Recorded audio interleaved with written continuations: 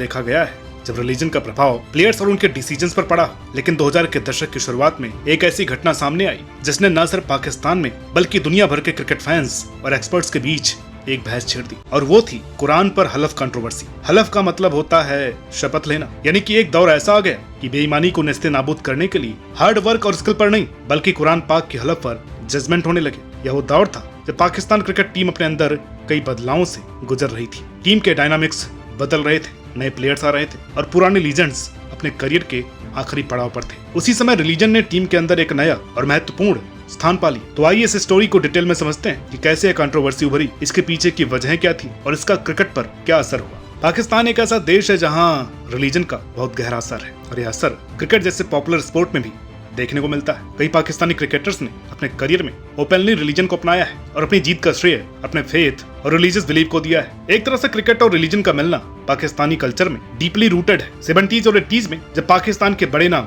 जैसे कि Imran Khan international cricket में नाम कमा रहे थे, तब रिलीजन का असर उनके खेल और उनकी लीडरशिप में कम था। हालांकि वो स्पिरिचुअल बिलीफ्स को मानते थे, लेकिन उनके समय में क्रिकेट प्राइमरीली एक प्रोफेशनल गेम की तरह खेला जाता था। इमरान खान ऑक्सफोर्ड से पढ़े थे। वेस्टर्न कल्चर उनके किरदार का एक खास हिस्सा रहा था। पार्टीज उनकी पर्सनालिटी का चार्मिंग पॉइंट था। जो उनसे मोटिवेट हुए वो भी उसी कल्चर को कॉपी करने लगे। मसलन वसीम, वकार, शोएब अख्तर जैसे बड़े खिलाड़ी अपने रिलीजियस बिलीफ्स को सामने आने ही नहीं देते थे। लेकिन 90 के दशक के अंत और 2000 के शुरुआती दौर में इस सिनेरियो बदलने लगा। पाकिस्तानी क्रिकेट टीम में रिलीजन का प्रभाव बढ़ता गया। इंजमाम उल हक जो उस समय के सबसे सफल और रिस्पेक्टेड क्रिकेटर्स में से एक थे, उन्होंने रिलीजन को टीम डायनामिक्स में प्रोमिनेंटली शामिल करना शुरू किया। इंजमाम और कुछ अन्य सीनियर प्लेयर्स का मानना था कि रिलीजियस फेथ से डिसिप्लिन और कमिटमेंट बढ़ती है और ये चीजें एक सक्सेसफुल क्रिकेट टीम के लिए जरूरी है। ये सिलसिला शुरू हुआ सईद अनवर के साथ। 2003 वर्ल्ड कप से पहले उनकी बेटी का देहांत हो गया, जिससे व्यथित होकर उन्होंने तबलीगी जमात का रास्ता अपना लिया। इसलिए आपने उनको 2003 वर्ल्ड कप में दाढ़ी में खेलते हुए देखा ही होगा